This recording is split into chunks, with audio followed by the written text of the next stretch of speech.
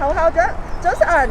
早晨，早晨。咦，係喎，今日又見到你啦喎，底尾。係啊，今日咧要做 project 啊，好辛苦啊。辛苦你啦。侯校長，你嚟到就啱啦。嗱，我哋上次咧就見咗明治初中期喺香港嘅日本人嘅一啲故事啊。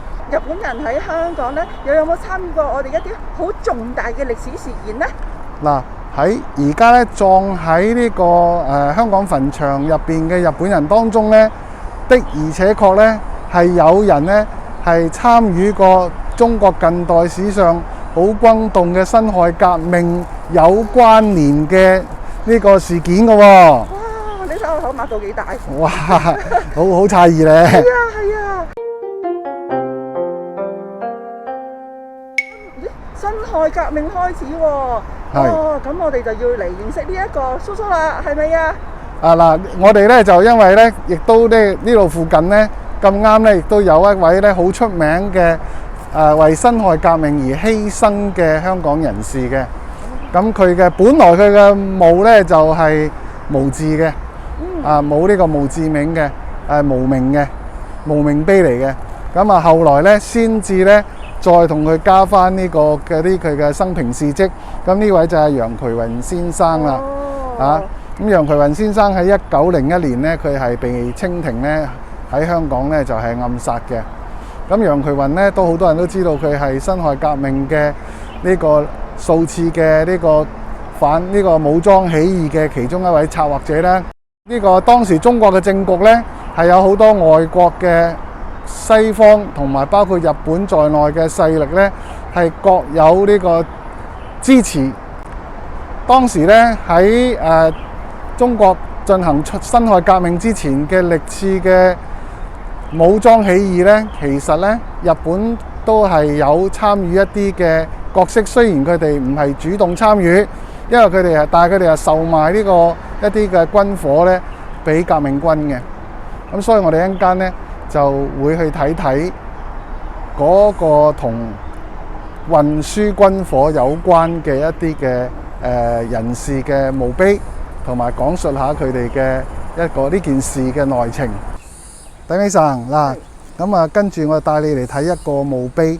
呢個墓碑咧啲字係寫得比較密嘅，我哋不妨嘗試讀解下呢個墓碑好唔好啊？好好好。呢個寫住咧，故第二腎院船長趙豐廣吉。船長喎。船長嚟嘅喎，一船之長。咁咧，佢咧就可以話係辛亥革命成功之前嘅歷次革命咧有啲關係嘅一個船長嚟嘅。呢個係1908年發生嘅一件事。咁啊，1908年咧，即係距離辛亥革命成功咧係3年之前。咁啊喺中國咧已經發生過多次嘅武裝起義咧，都係宣告失敗嘅。咁武裝革命咧離不開需要錢啦、人啦、武器啦呢一類嘅物資。咁孫中山先生不斷咧要去周遊列國咧去籌措呢個革命經費，咁但係都要買到呢啲軍火先得。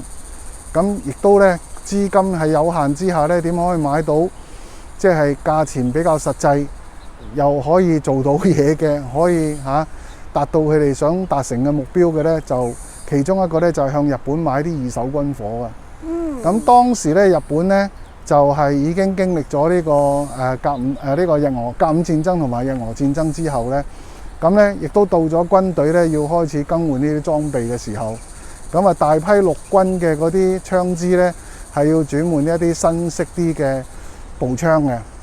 咁因此咧呢一批要退役嘅槍支咧就啱啱好咧呢個革命隊伍咧，中國嘅呢個反清革命隊伍咧所需要嘅，所以咧係透過一啲特別嘅渠道咧，就向日本政府咧係購買。當然呢個咧係唔能夠即係俾滿清知道啦。咁但係日本政府亦都係透過啲中間人啲商會咧、啲商社咧就賣俾呢啲買家。咁喺呢一次嘅1908年嘅呢個第二腎院咧，就結果咧就呢件事咧就公諸於世啦。就係咧正所謂莫俾人寧俾人知啊，莫俾人見咧，但係呢次就係俾人見到啦。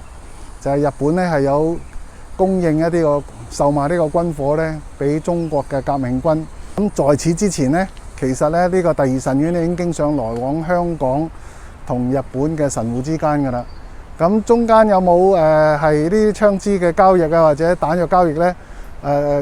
就冇事就冇人知嘅啦嚇，有事咧就揭發出嚟，咁啊有文件證明。根據文件顯示咧，有成接近2000支嘅呢個步槍嘅呢一批貨，亦都有咧係幾萬發嘅子彈。咁呢啲船咧由神戶開出，有經過香港，再進入呢個澳門嘅水域嘅。咁佢哋當時咧唔會喺香港呢個地方落貨咧，相信都係英國政府亦都係有所聞嘅，所以咧就去一個即係相對地係比較會少啲人注意或者干預嘅地方，就係澳門水域附近嗰度咧就係交貨。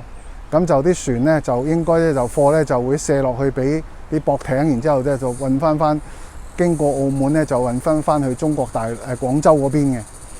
咁啊不過咧由於咧據悉清廷咧已經係好留意咧有呢個嘅槍械走私嘅情況，所以咧就亦都收到呢個情報啊，所以事先咧係應該係有埋伏嘅。第二神院咧當時喺1月尾嘅時候咧，去到呢個澳門嘅水域咧，當時嘅船長就判斷咧呢個位係屬於公海，所以就冇事嘅。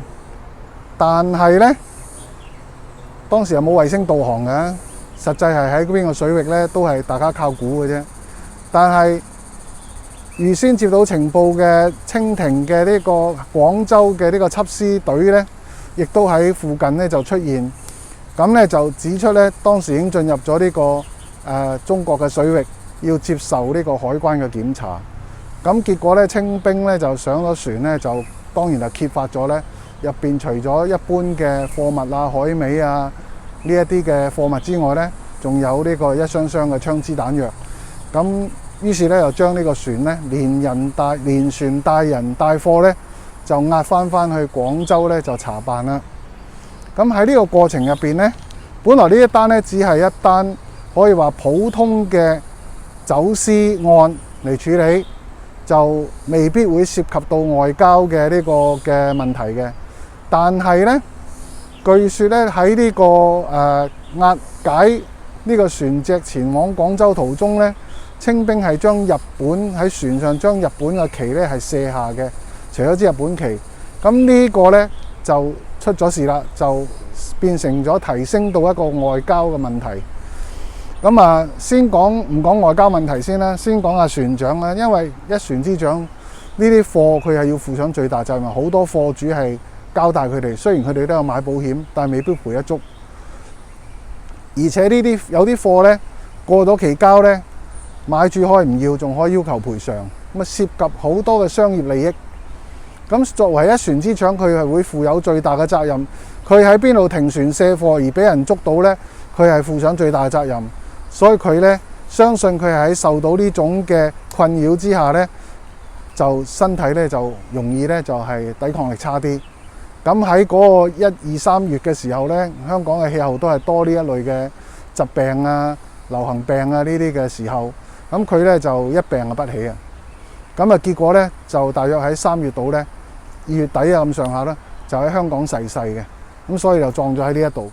第二神院嘅事件呢，本來呢就係一件喺地方發生嘅走私事件嚟嘅，咁本來呢就可以喺地方嘅層面呢就加以解決，咁啊最多都係罰款、沒收、放人放船嘅啫。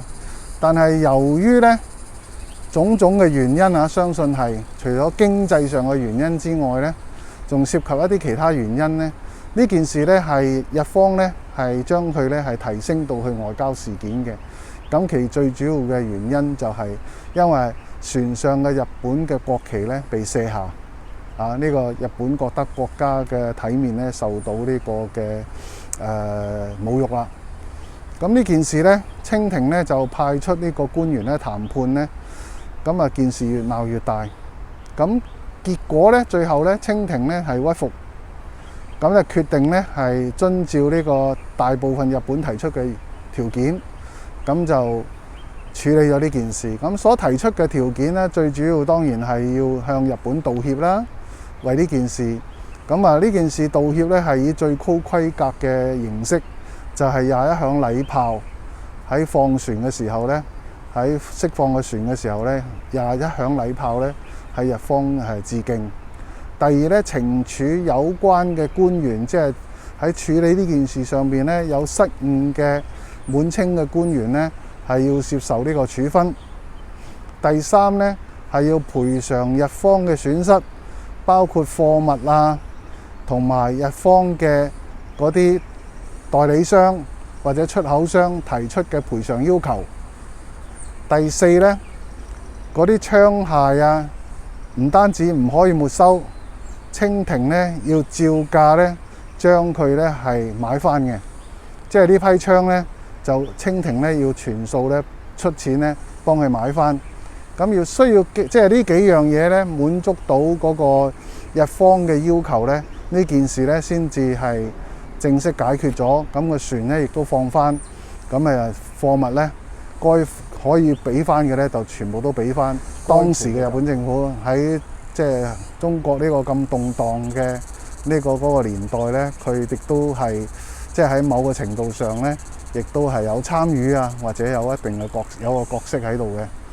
咁其實咧喺李樹芬醫生所寫嘅呢個香港外科醫生一本書入邊咧，佢都有親口講過咧。佢話佢喺1911年咧、12年嘅時候咧，仲有繼續代表啊呢個革命政府咧，係向日本咧係購買呢個軍火嘅。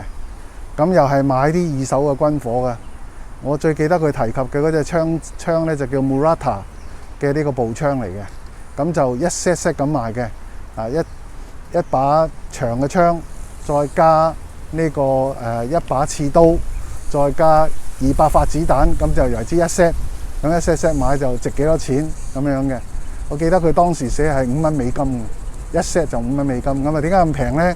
就係因為呢，當時呢一批咧全部都係退役嘅槍械嚟嘅。咁當然啦，當佢買到嘅時候，李樹芬醫生代表呢個革命軍、革命黨買咗呢批之後，啱啱就呢個武昌起義成功啦。咁呢一批槍械後來呢，據佢嘅回憶所講呢，係用於呢個喺之後嘅一啲嘅戰爭啊，北伐嘅戰爭啊。水原珠之助後 Sir， 佢又同辛亥革命有關㗎？嗱，呢位人士同辛亥革命有冇關呢？就唔係好清楚。但係為佢立碑嘅呢個人呢，就真係好有關係啦。呢位人士呢，就係梅屋莊吉，佢另外一個叫做梅屋正人。咁啊，梅屋莊吉呢，大家都知道佢呢係孫中山嘅其中一個嘅主要嘅支持者。甚至係傾家蕩產呢，係支持孫中山呢係鬧革命嘅。哇！呢個好朋友喎。係啊，同佢好朋友。咁啊，孫中山後來喺日本娶宋慶齡做妻子嘅時候呢，都係梅屋莊吉夫婦呢係為佢哋兩個證婚嘅。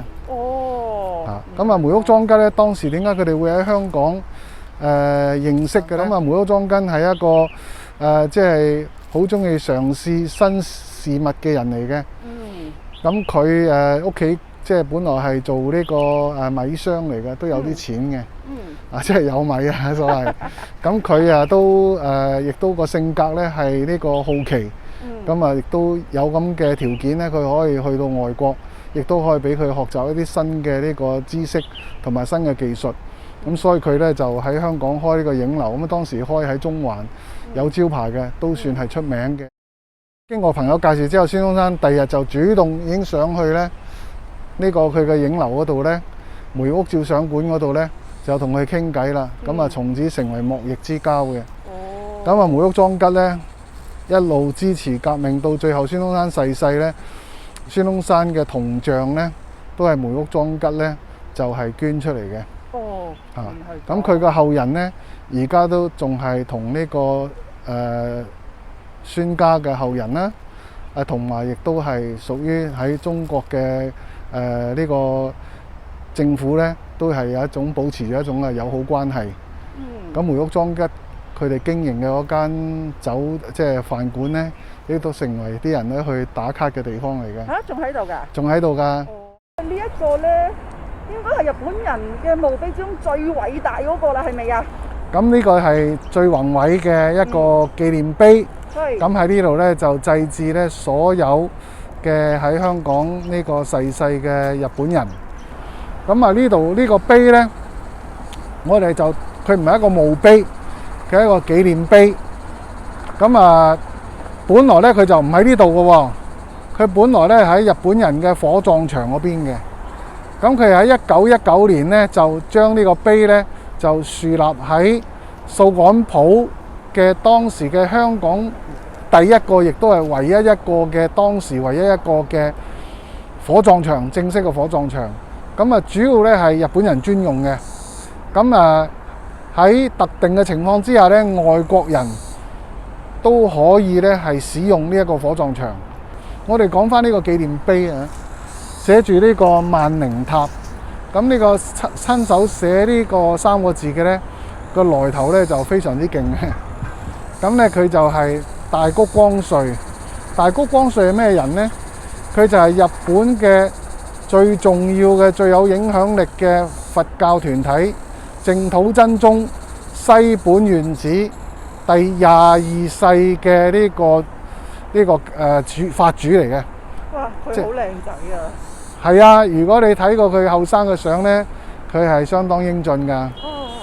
咁啊，佢同埋佢亦都同皇室呢係有姻親嘅關係嘅。